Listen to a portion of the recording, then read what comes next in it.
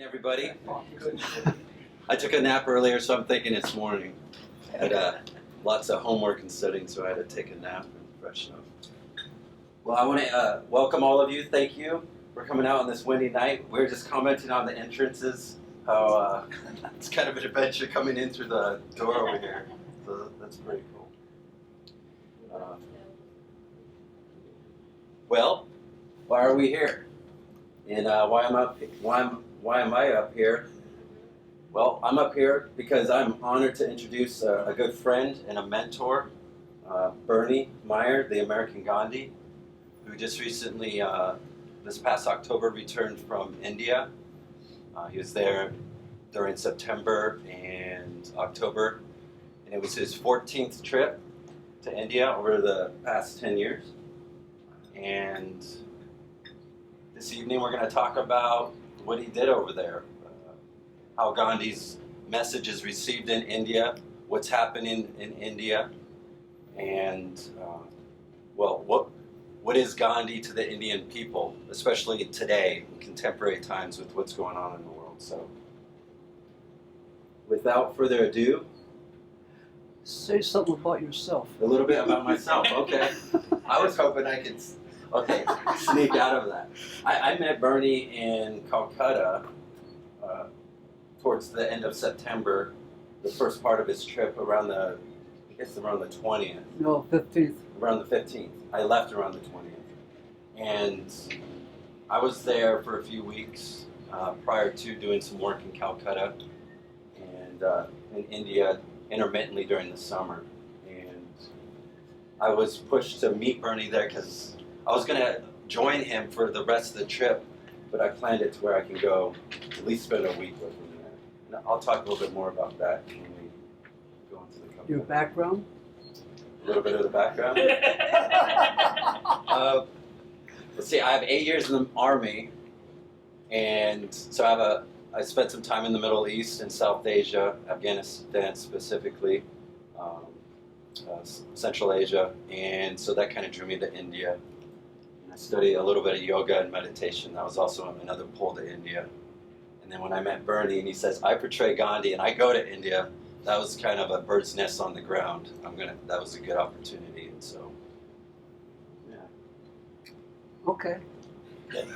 So with that being said, I'm going to help assist with the technological stuff over here, help with the slides. So, Bernie. Thank you, Andrew. And I welcome everyone, and I appreciate you being here.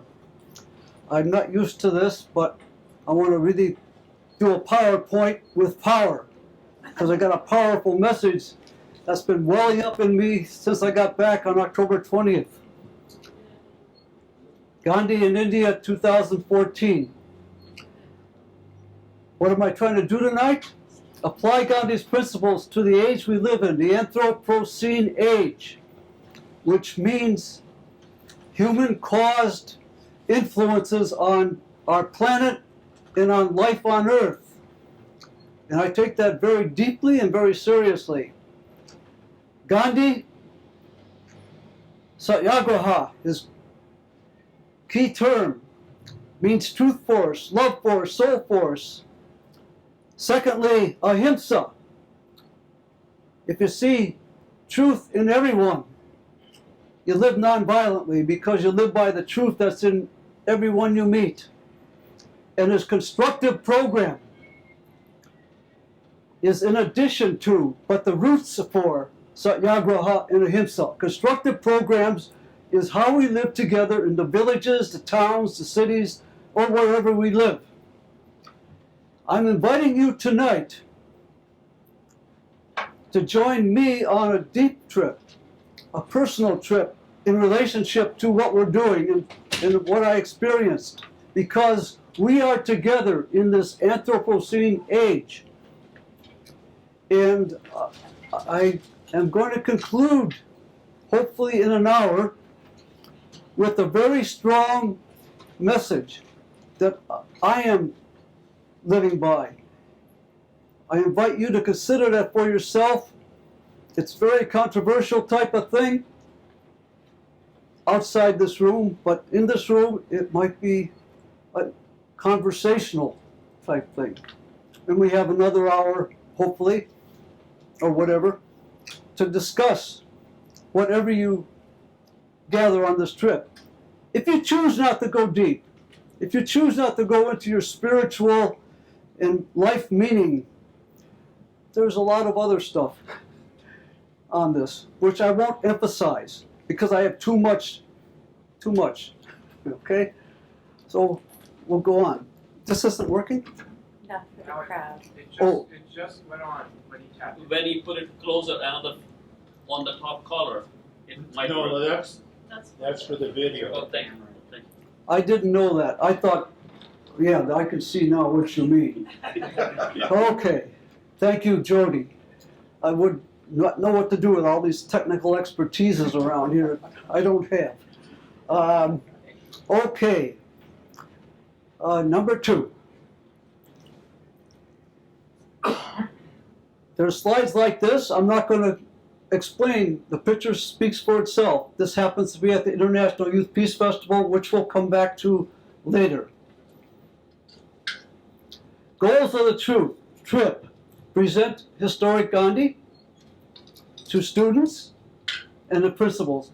That's what I've been doing most of the time for the last 10 years in India. The other thing I have not been emphasizing as much that I'm going to do tonight is in analyzing the issues facing humanity in 2014 to select leadership groups. So I'll try to build on that. Can I check my notes? Okay. Next. My toolbox. UN report that just came out before I left in September. Human climate caused disruption, severe, pervasive, irreversible. I can go into that more deeply. 2 realities, economy and energy, how they interface, and two pieces of literature guiding me on that.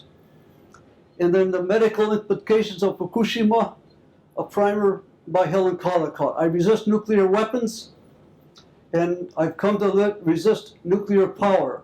And Helen Caldicott, I took her stuff because it's a primer, hoping to have time and opportunity to weave that into the Anthropocene message. My documents, things I've written, I have a 6-scene act of Gandhi, his principles and his experiences, and I've gotten to a Gandhi beyond. I've been considering writing another book, and I've got some draft ideas for that. I took that with me. That's what Bernie's Guide for the 21st Century is. And discerning reality. For the last 23 years, I've been studying why people are violent and picking out select quotes about reality from all kinds of sources. It's really penetrating. And I gave an address on this trip to the first Anavrat International Conference on ecology and conservation. I've got a couple slides on that. So those are samples of the things I took with me, hoping to share a lot of that with the select groups.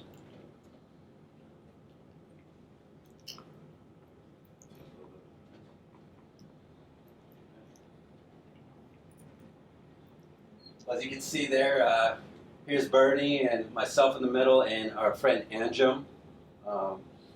We're at above. I don't know. Most of you in the back might not be able to read. It's Mother Teresa's house, Mission of Charities. It's a sign, basically around the corner. It's the entrance into where Mother Teresa's tomb is, and it's also where all the volunteers who come from all over the world meet up every morning to get assignments from the Sisters of Charity, Missionaries of Charity. So every morning at 7 a.m. we'd meet right here, basically. And this is the morning that Bernie flew in. The same morning, literally 2 hours off the plane, we brought him here to see Mother's tomb. But a little bit about this. I was in Calcutta for about 10 days at this point, and I was working in Kalighat, which is the home for dying. which is, I think, the most common or most well-known work of Mother Teresa when she was in Calcutta. There's a documentary that covers Caligat, the actual home, and also doing some work with street children. So once a week we'd go out and help feed and bathe the street children. And of course, every morning we'd meet here. We'd get on buses and move through Calcutta, which is really loud, noisy, exciting. And it's either taxi or bus or a bike. And it was a lot of fun. Before that, earlier in the summer, I was in India for 5 weeks in southern New Delhi in a slum, also doing orphanage work. And I came back on jet lag and Red Bull for 2 weeks here to finish some things up here in the States and then flew back. So that was quite a summer going back and forth between India. It's a long haul. But it was super exciting the day before, getting ready, Andrew and I getting ready for the American Gandhi's arrival. It was a lot of fun.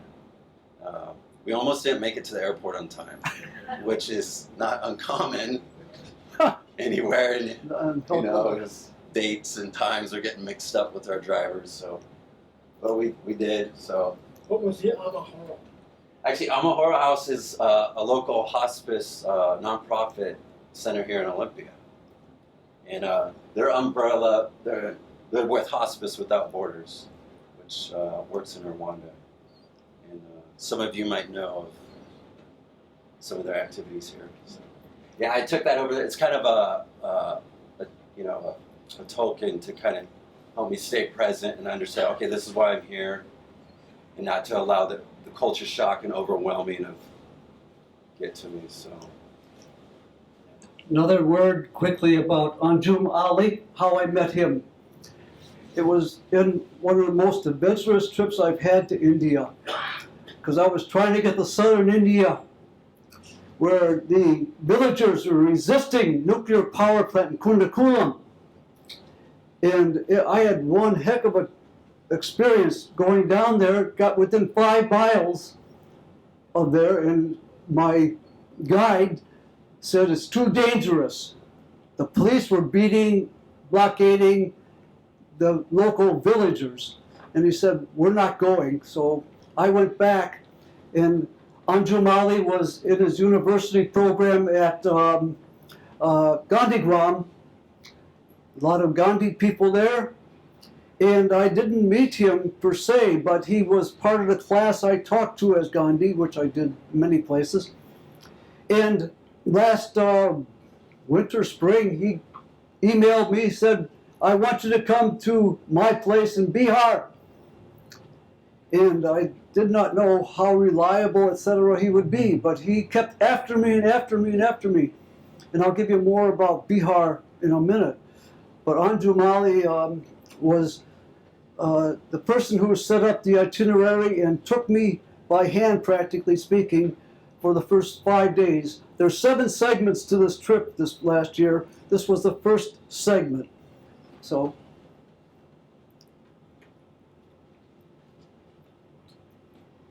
here's Mother's tomb right here, and I'll read.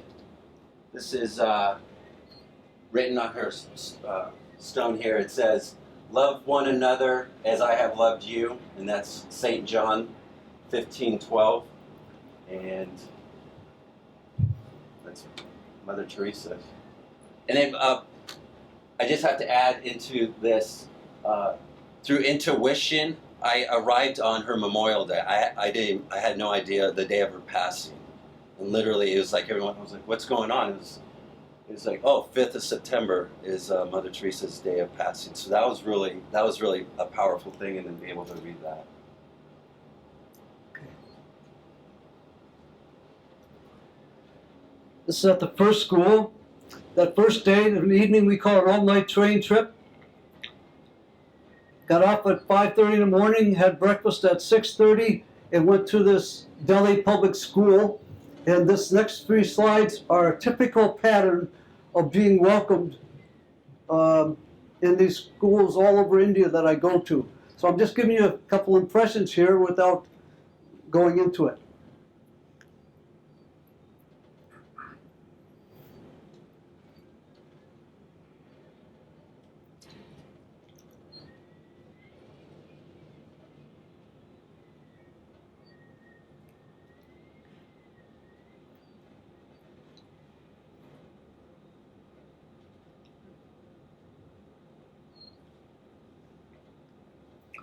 You want to talk about the village?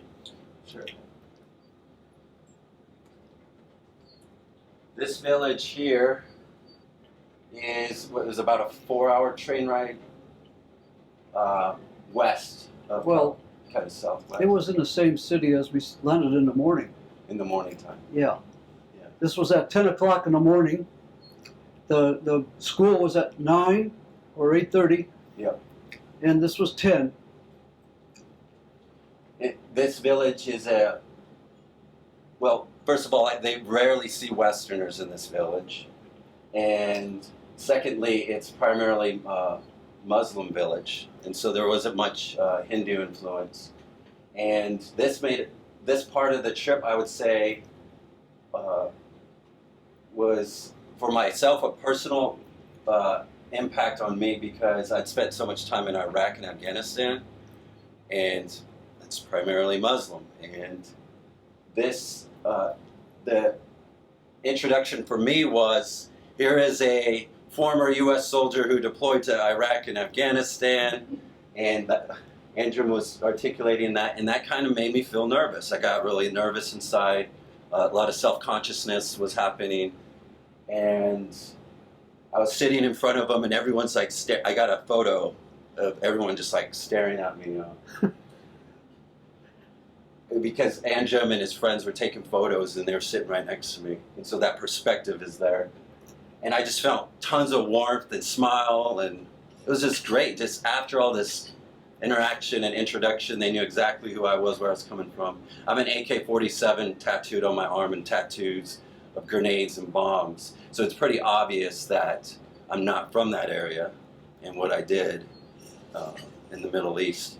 And despite all that, I felt unconditional acceptance and hospitality, and it was amazing. So that was kind of the highlight of my trip, actually, right here. This was at 10 o'clock in the morning. All the village seemed to be there. We went to another school, which I'll tell you about in a second. But this is also the village where Andrew Burgess lived. And in the afternoon, he took us to his house where I was supposed to rest. But the whole neighborhood came in to see this guy. And Andrew too, of course. So I rested, but I was too high to be needing much rest. But so anyway, after this, I don't have more pictures of this segment of the trip. So after this, we went to St. Teresa's School at noon. So 1, 2, 3. And it was run by Carmelite nuns. My background being Roman Catholic, a priest, etc., related to the Carmelites. Because while in the seminary, I went outside the regular seminary box to John of the Cross, a Carmelite. And very radical. A total detachment is his teaching, to be in touch with reality, which he called God. And I took to that. And to me, that's East coming together with West. The total detachment is the same idea that the Hindu Gita emphasizes. And so for me, it was a convergence. And I felt very much at home. I didn't tell the nuns my background, but they probably felt it because I felt at home with them, and they, I think, felt at home with me. So that was a third school. Then we went to the village, and then we went to the train ride to the next place, which I think is about coal. But before that, I wanted to go to Bihar because Gandhi, in this map, I'm sorry, Alex, this map here shows Bihar's in the eastern part of India. I hadn't been there before. Gandhi had the most, in my mind, poignant experiences of his life and maybe this whole movement when he went there alone, practically speaking, to stop the killing of Hindus by Muslims and Muslims by Hindus. And I wanted to experience some of that. I didn't get any real interaction about that on this whole segment, which was unfortunate, but it was too short of a segment.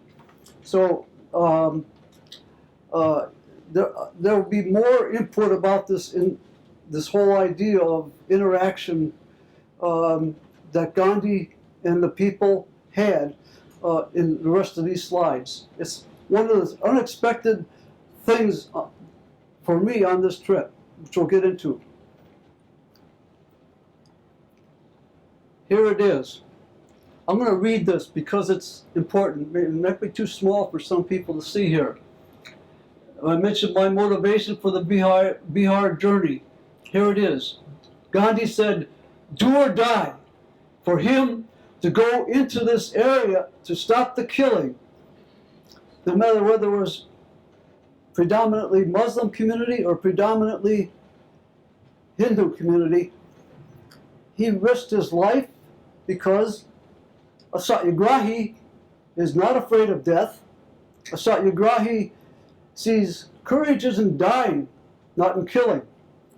So this poem was a song they sang in this area. If they answer not thy call, walk alone. If they are afraid and cower mutely facing the wall, O thou of evil luck, open thy mind and speak out alone. If they turn away and desert you when crossing the wilderness, O thou of evil luck, trample the thorns under thy tread, and along the blood-soaked track travel alone. If they do not hold up the light when the night is troubled with storm, O thou of evil luck, with the thunder flame of pain ignite thine own heart, and let it burn out alone. This was written by Rabindranath Tagore, poet laureate of India. When I read this, I think of our own Rachel Corrie. Parents are here. So I gave you a little bit already about Bihar. Noah Kohli, to mention just briefly, Gandhi fasted to the death in Calcutta to stop the killing, and he stopped the killing. He was on his way to the Punjab where the blood was really flowing, and he got to India and saw it was a dead city, so he stopped there. He fasted to the death there and stopped the killing, and then was assassinated. India's coal. This is big as far as climate change is concerned. Dhanbad is a city we went to in Bihar, BCCL, on September 17th. This was now my third day in India. Anjum knew a good friend, worked for BCCL, and they wanted to host me there. And they set up an event to host me. And it was a time of a big festival. Andrew thought 600 people would come. I think 20 or 30 were there. But the coal issue is huge. Ranchi, this was train ride every night.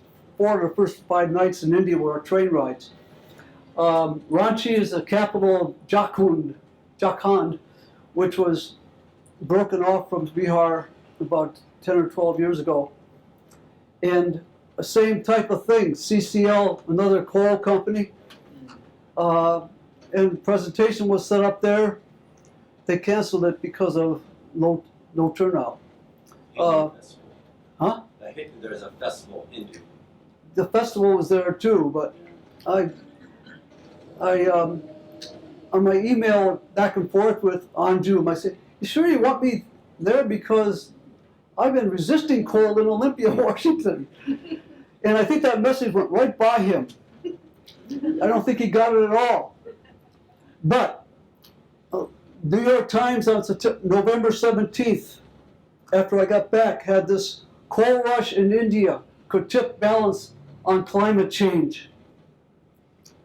And I emailed him about that. He Googled it and got it, and I think he was totally shocked by it. So you get an impression how much they see the connection between coal and climate issues and all that. But 80% of the coal in India is produced in these places. And India's starving for electricity. Many places don't have any, and a lot of places only get a couple hours a day, and it's unreliable. So they're building nuclear power plants, they're getting electricity, and it's rumored that the new Prime Minister of India is going to have a massive photoelectric buildup.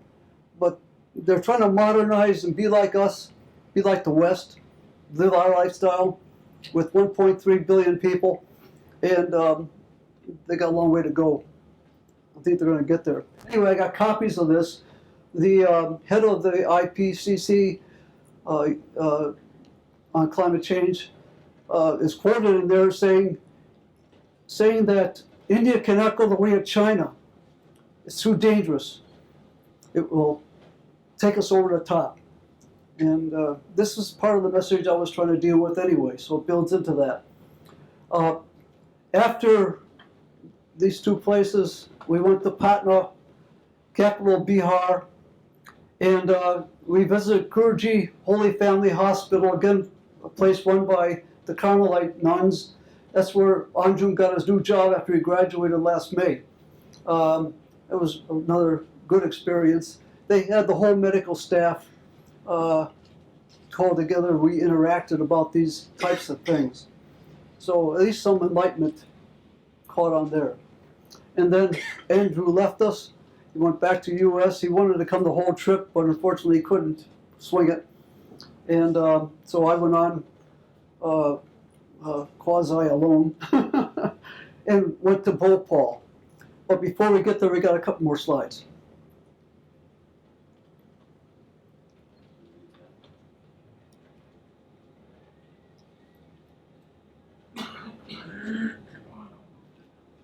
We didn't see this because we were on trains all night and I couldn't see anything. These modes of transportation you see all over India. People need to make a living, so they might have modern trucks or the unmodern trucks or bicycles to haul stuff. That's coal. That's coal. In that tractor? Huh? In that tractor? On those bicycles. On that Bicycle. Wow. Those are coal things. Yeah. And you see things like that with rebar, long things of rebar and all kinds of. Indians are most creative. You also see the ox-drawn carts. You see everything from 5,000 years back. Bhopal. I was able to catch up with some rest in Bhopal. Stayed in a nice hospital, or hospital guest house. Students asked me questions in one of the schools, Bhavan Bharti Public Schools. There's two of these slides. Can you see them?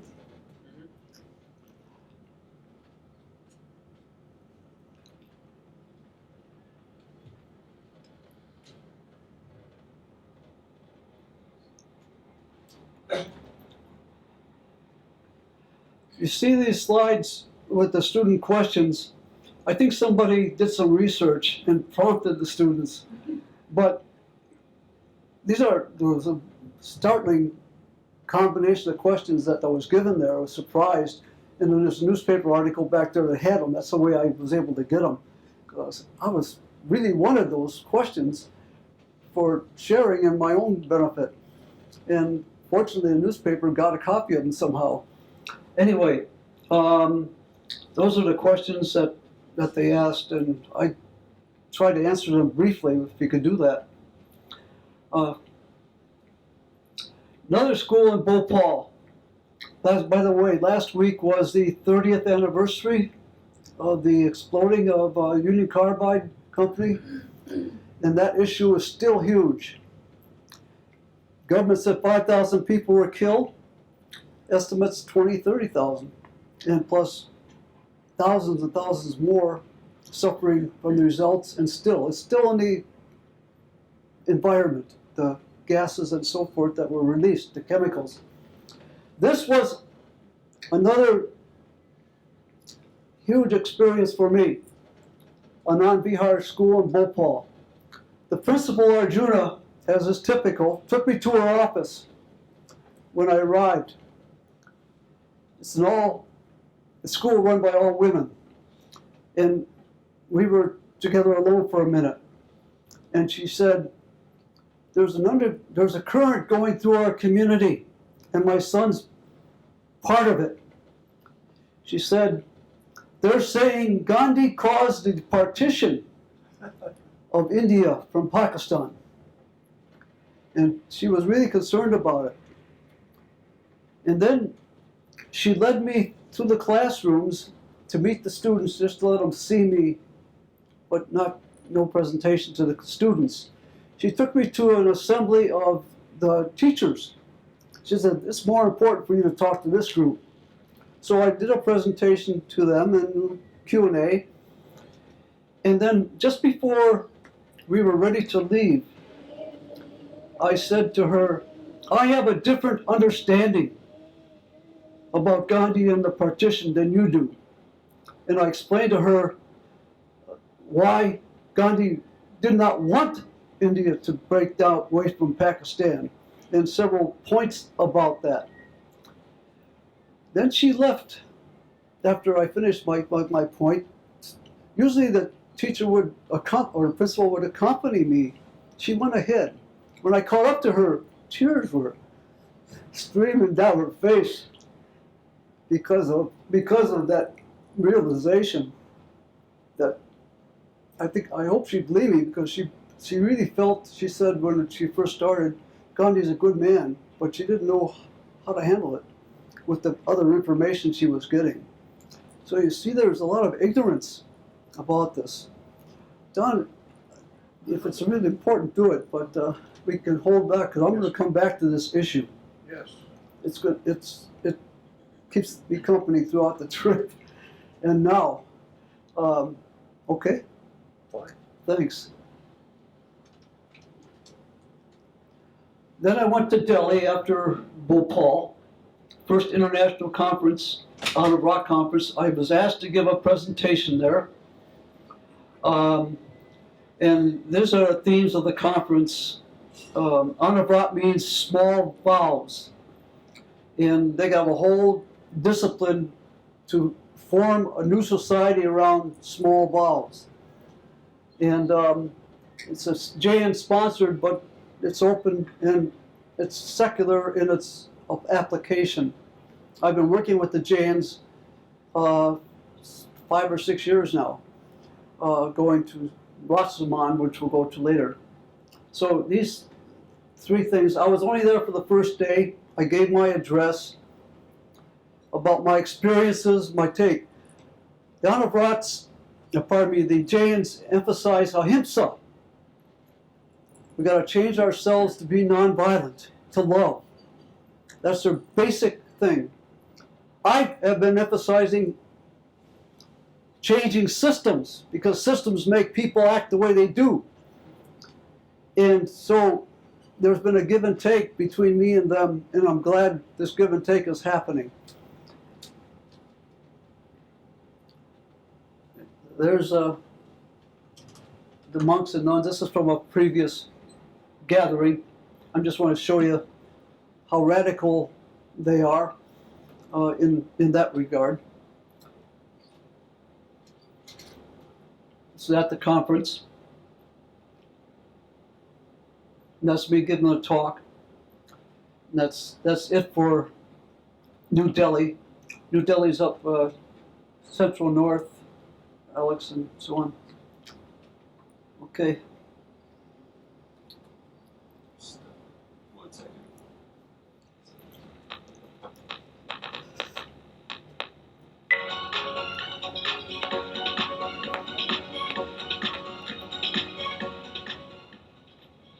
It isn't enough to talk about peace, one must believe in it.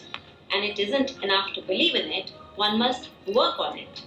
This quote seems true for volunteers of Yuva Satta, an NGO empowering youth for equal rights to girls, promotion of culture of peace, non-violence, and volunteering. Yuva Satta volunteers believe that there are capable young leaders in every global community who can become catalysts or agents of change, and bringing those leaders together to inspire change is the vision of their annual International Youth Peace Festival.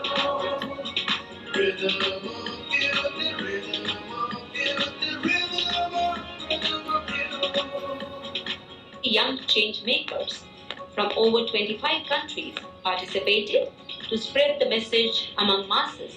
Thousands of youth in schools, colleges, and universities of Chandigarh were also actively involved. Students of another partner school converged at Central Place in city known as Sector 17 Plaza, carrying candles and dressed in dresses and makeup depicting IYPF delegates of various nationalities, color, and religious beliefs. 2 days before the event, the 4 themes of IYPF 2013, boldly written on white paper doves and tied to colorful hot air balloons, were sent in air. Such activities generated much interest, not only in local media and public, but also inspired the local youth to involve themselves more towards success of this mega annual event. IYPF 2013 delegates were warmly welcomed on their arrival in Chandigarh with a multicultural evening where not only local students presented cultural performances, but some of the international delegates too joined them on the stage to create fusion of great evening of music and dance. The evening came alive with performances of dancers from Bhutan, China, Nepal, Afghanistan, and Venezuela. On the inaugural day, a very special ceremony of mixing of soil and water brought from different countries from around the world by IYPF 2013 delegates was organized with many prominent people like Member Parliament and former Cabinet Minister of Government of India, Mr. Pawan Kumar Bansal, joining alongside Dr. Markande Rai with IYPF delegates from around the world, releasing a UN Habitat report on youth in urban cities of India. During later part of the day, IYPF delegates involved themselves to find answers to pressing global issues around the 4 themes of the event and to bring them closer. Special fun games also provided the magic gel as an effective icebreaker. Not to miss, the kite flying with message "One World, One Sky" also proved to be a great hit. Next day, morning opened with streams of youngsters, NSS volunteers, prominent people walking with full vigor and enthusiasm, with placards and banners, with slogans of world peace, moving towards Open Hand, the insignia of Chandigarh. And by the time Mr. Justice Sanjay Kishan Kaul, Chief Justice of Punjab and Haryana High Court, accompanied by Honorable Mr. Justice Suryakant, released colorful balloons and flagged off rally, it became around 1 kilometer long and 10,000 strong mammoth show of noble souls yearning for world peace.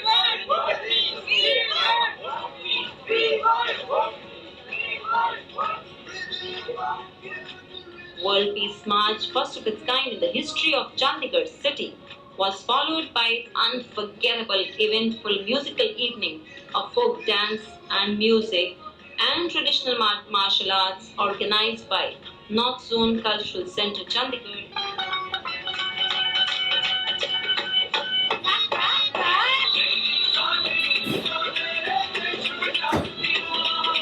Progressing well, next day saw serious deliberations among the international, national and local delegates on issues of green living, promoting girls, peace dialogue and spreading the magic of volunteering, in which a senior Gandhian peace activist and youth motivator, Dr. S.N. Subbarao, took upon the stage to ignite the much-needed spark in young people.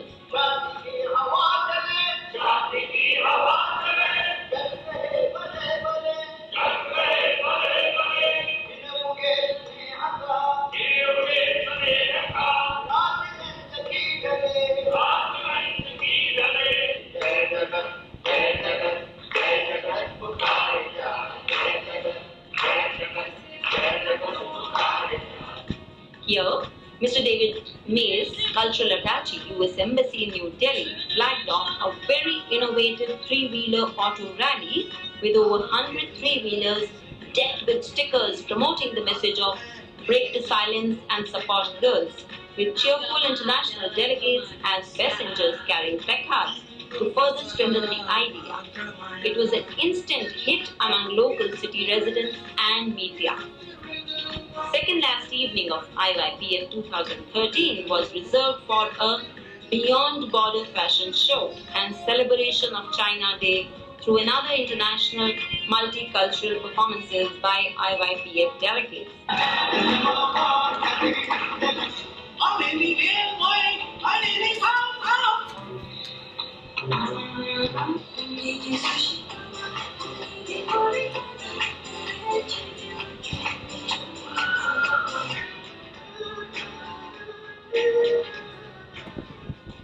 People say that at a point of time, all good things come to an end.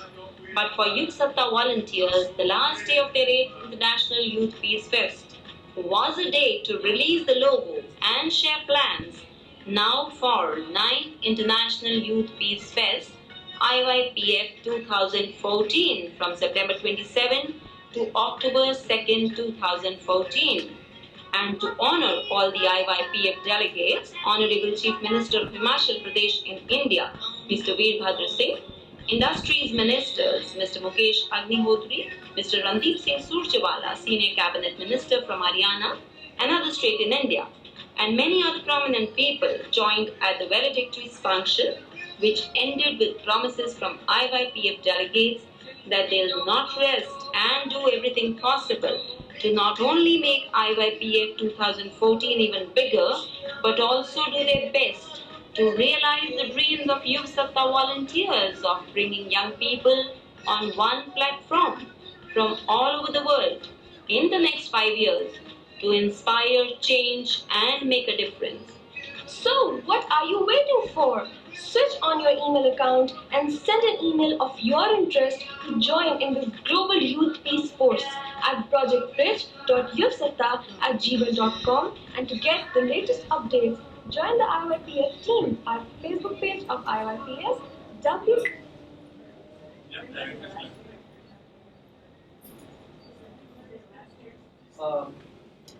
This is still a fest.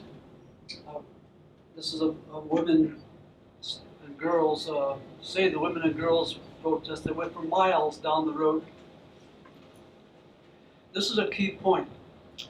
Right before this last session of the SARC Youth Leadership Conference Summit, which I didn't even know was going on at the same time the fest was going on, Pramod, who's organizer, and we're real close to each other, asked me to address the group at this final session about why Gandhi was assassinated, and that he did not resist, he resisted the partition of India and Pakistan. So I'm addressing the group about what Gandhi's true efforts were in terms of India and Pakistan. A lot more can be said about it.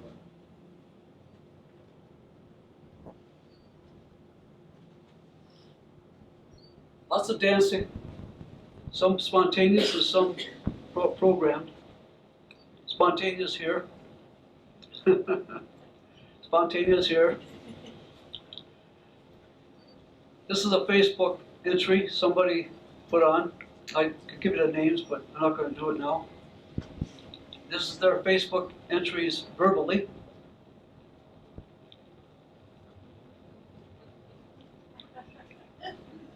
This is happening every day. It's still going on. Go ahead. This is important, not because I'm up being lifted, but because of what it symbolizes. The man living me represents Ravana. There's the big story in the Asia is, I don't know what the big, but it's very dominant, is Rama meeting Ravana. Rama is God, Ravana is evil. So it's good and evil fighting each other. In that story, Rama kills Ravana, ends it. Now, Gandhi in 1909 was in, he came from South Africa to India, and just before he came, there was an assassination of Lord Curzon Wyllie by one of Savarkar's followers. Savarkar was the leader of a violent approach to freeing India. This was in England at this time, 1909. Gandhi went in and addressed them at their invitation. And he was outlined how he interprets the story in literature as nonviolence. Whereas Savarkar, when it was his turn to address it, interpreted the story as how the Hindus are to kill anybody in opposition, and that turns out to be especially Muslims. So it goes back to 1909. Savarkar was behind the killing of Gandhi in 1948. If we need it, yes. Okay.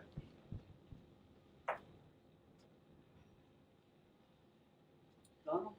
I don't mind asking. I think you kind of answered it. I've watched you a bit. A couple times I've been fortunate. You know, I lean towards economics. I'm fortunate again. I know from my teaching that India is very democratic, but they are probably the poorest democracy on the face of the earth, and they struggle from difficulty of democracy because there's so many people. I wonder how people take you, and I've wondered this for a long time, and I'm getting more to know you as I've known you for a couple of years, to look and feel you as the person you are, and to see that you actually entail the persona of Gandhi. And the more I get closer to you, the more I realize it's not just you being a theologian, but it's something you've found and you've grown and you've developed your life for years. But I still have at my heart, looking at what I do in social economic means, to see, and I'm very intrigued, first, why, except that I believe, in my opinion, that they lean to the left, loving Hollywood, Bollywood, the path to getting out of poor, but why they actually accept you so readily, so quickly, and you don't even look like Gandhi. But you wear the persona, you have the glow, the aura, that why you're so well received. As he brought up immediately, and I went, wow, you started talking about the tattoos, and you're in a Hindu town, you go, and I'm going, my God, all of a sudden I'm finding these more onion layers in you, and how much you are really received. And I don't read enough of you, so I'm asking from an ignorant standpoint, can you expand upon my problem? I'm still trying to understand that too, and maybe others here have some insights that they'd like to share on that. Because it knocked me over when they asked me to come in the first place to portray Gandhi, and I'll give you, and then to experience it. When I portray Gandhi in this country, I got two things to get by. Nonviolence, we're not a nonviolent society, and the symbolism of the clothing and the whole 9 yards of a different culture. So in this country, people are trying to sort all that out when they see me portray Gandhi. But in India, they treat me like Gandhi. There's various types of reactions to me, but generally speaking, I think they believe that I am literally living like Gandhi in the United States. And I tried, when it seems to come up for discussion, tell them I dress differently in the United States, but I share Gandhi's view on life. I don't agree with him on everything, but his basic principles, I agree. My background as a Catholic priest, the social teachings, for example, John the 23rd's teaching, the sermon, the Pachimiteris, peace on earth, very similar Gandhi's view about how to live the constructive program, how to live as human beings. Gandhi said a lot of the Bible didn't get to me, but when I got to a certain amount, it lifted me up. Jesus, love your neighbor, do good to those who hurt you, and so on. So that formation that I have, that I've bought into and that I still hold, very compatible with Gandhi. So there's things that are similar to Gandhi's view, that he had to learn going to London to become a lawyer and back to South Africa and be shaken out of his boots by being thrown off a train. He had to learn that hard way, the value of his own cultural teaching. But he came to see that all religions, at their core, are the same. Anyway, I can run on and on about this, and I could also emphasize, but I won't do it now for time unless somebody wants me to go further, to show where I disagree with Gandhi. You know, but he said himself, I made Himalayan mistakes. He made big mistakes. And we all do. Do you want to say something, Sai? Sure.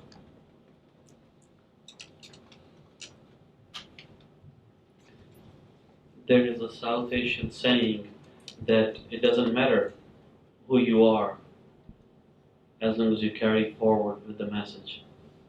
So if you focus on that, that helps us understand. Even though a person might look different, they might have cosmetic features, you know, the beauty is only skin deep. But if you have the heart and you think along those lines, you can take up anybody's message and grow in it. So it's up to any of us or all of us to take. This is a choice we have in life, whether it be non-violence or atomic non-proliferation. Thank you. Yeah. Thank you. Thank you.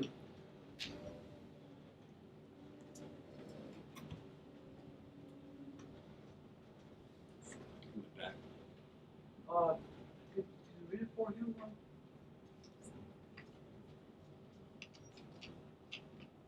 That's Scott Hughes. Yes, indeed, this is Scott Hughes' question. I'm reading it. Bernie, I'm curious, did you encounter many or any climate change deniers while you were traveling in India? I listen to a lot of late night talk show when I'm home, probably more than I should, and I have been stunned by the widespread obstinate ignorance regarding this critical issue. Scott Hughes.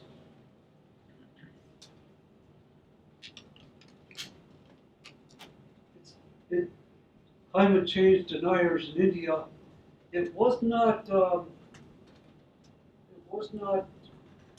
blatantly put to me about denying. At the Peace Festival, which we have the video about and so on, they've had programs almost every year about climate change and so on. And of course, I've run into a number of scientists and others who are dealing with these questions. So I don't know enough about it. Obviously, in the coal fields where I started off, there's no consciousness, no consciousness about it that was evident to me. So I think ignorance might be a big part of it. On the other hand, I wonder because the floods that they've had in Pakistan and India, the storms, typhoons have been tremendous. What the Philippines are going through is not too far from India.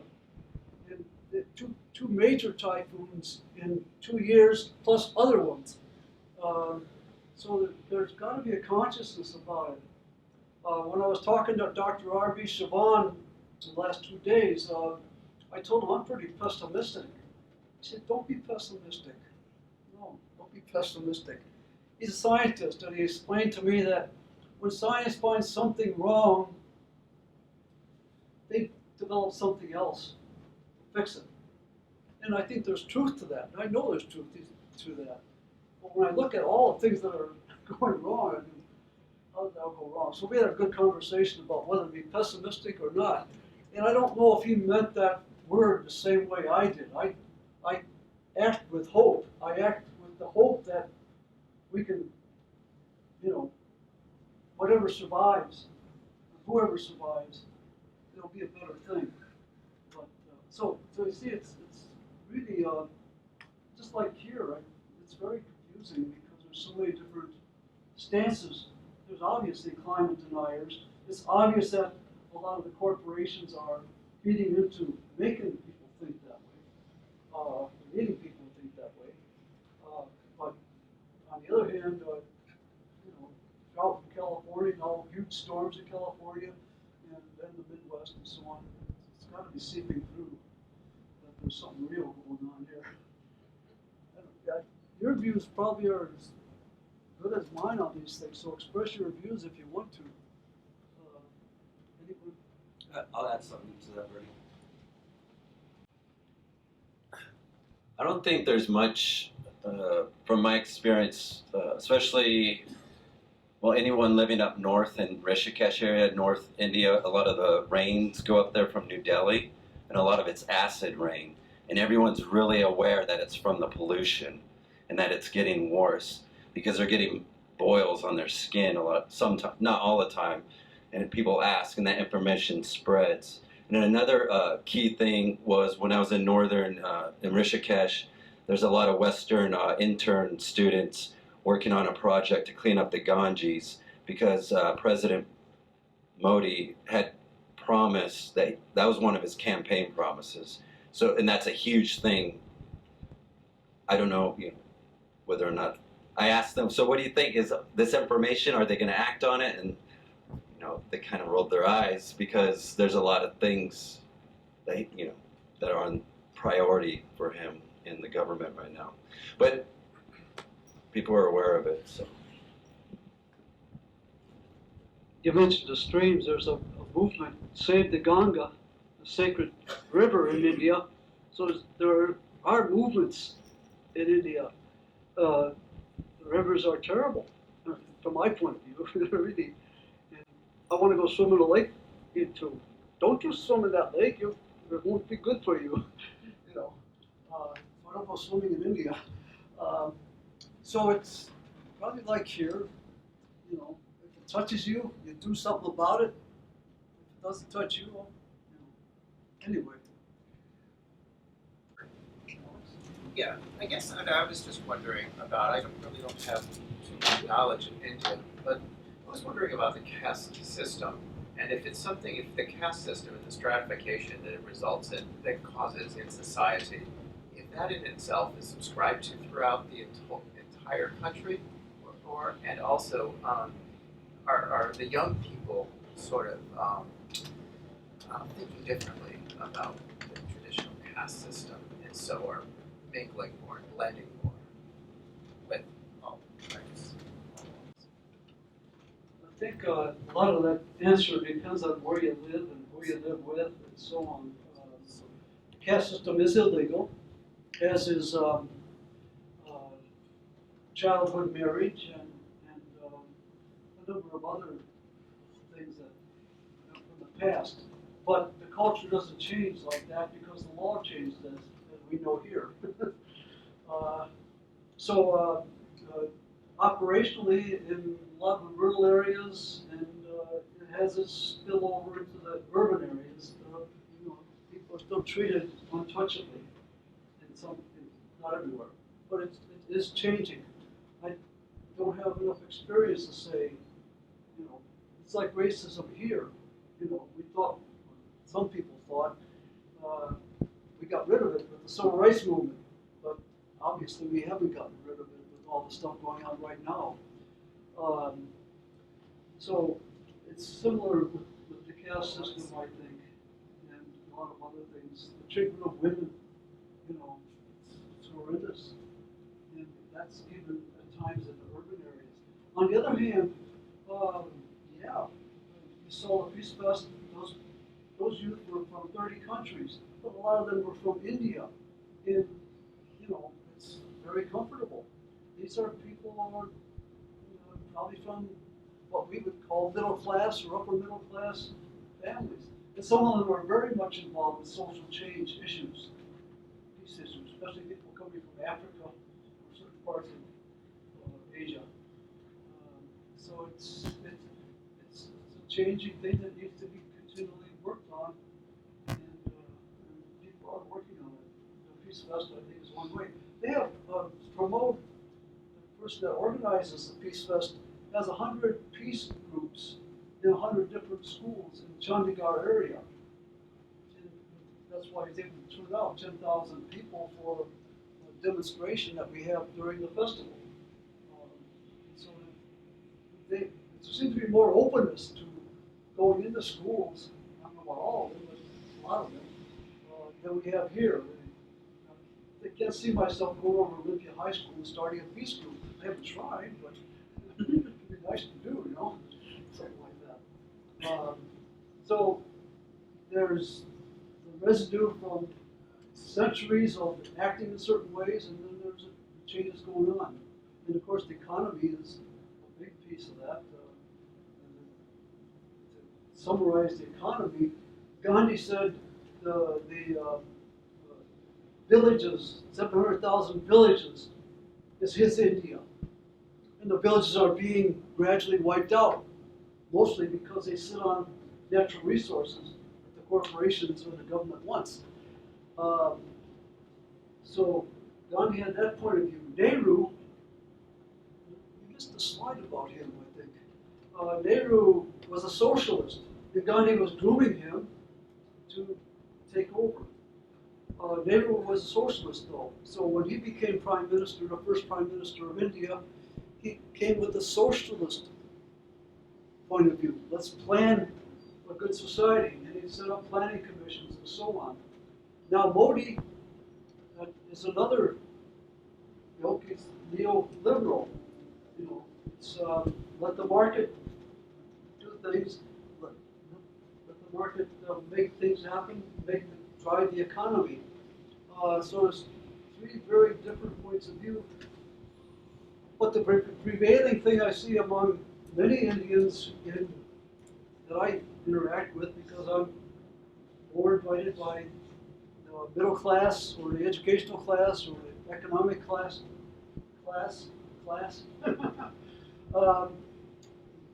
they think it's India's turn. That's what Modi said in the United States. 21st century is going to be the Indian century.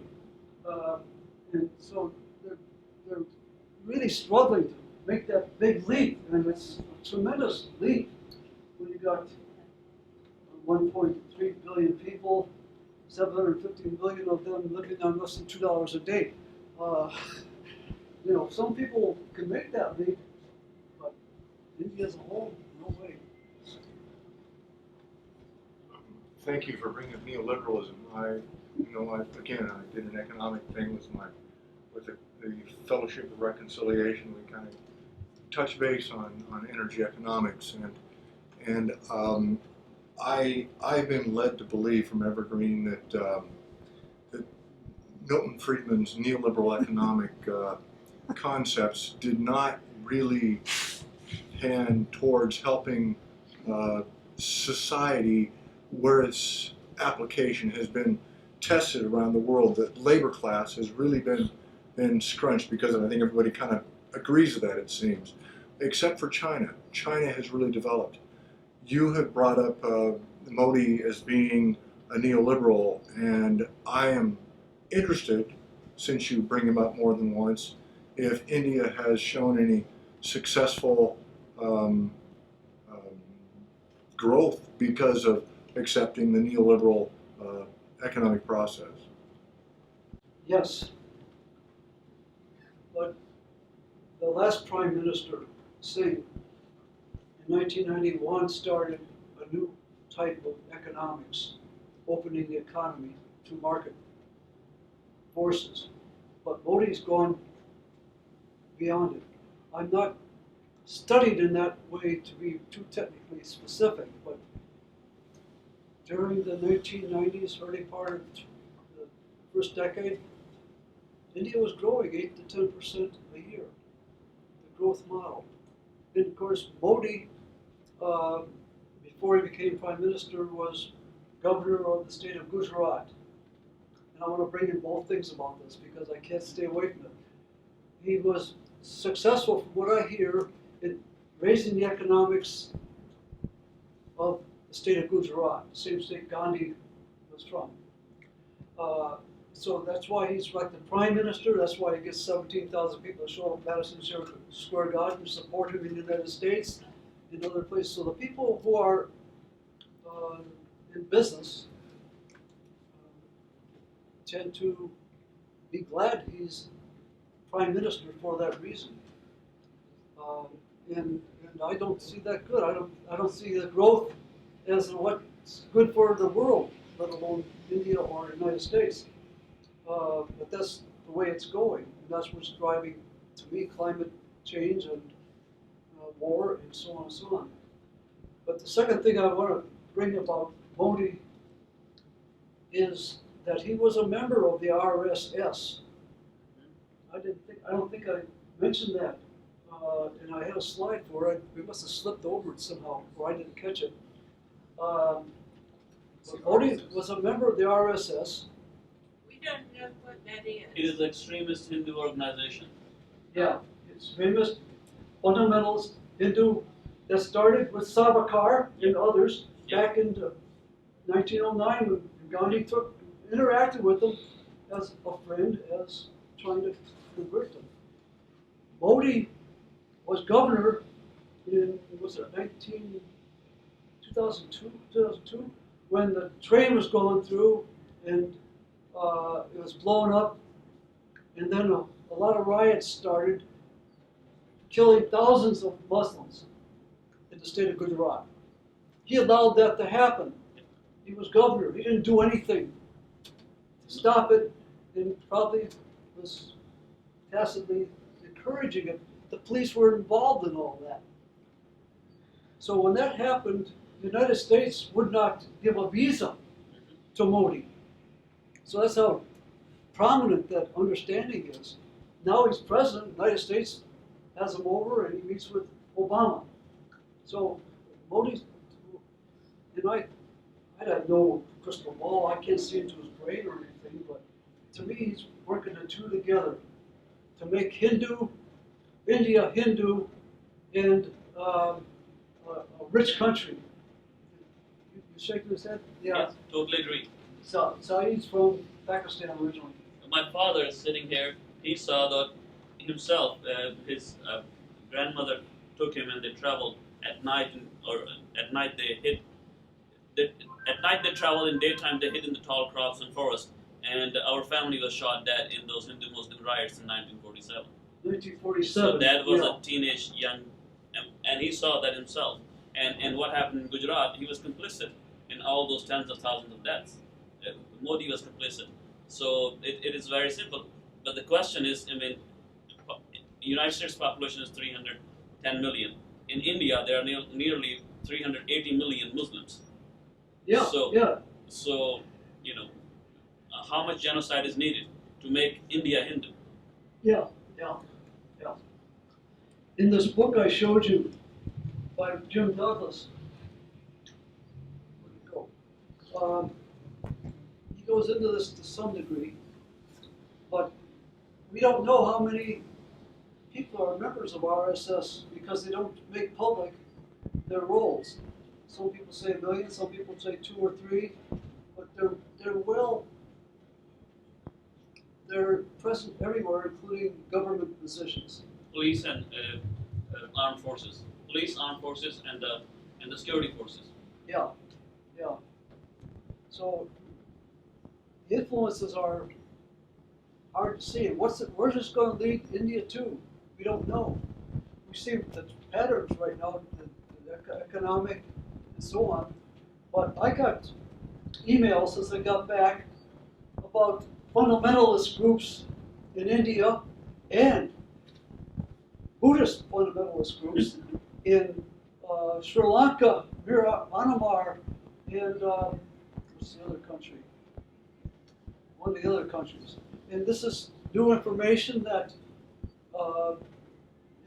it's just starting to become known.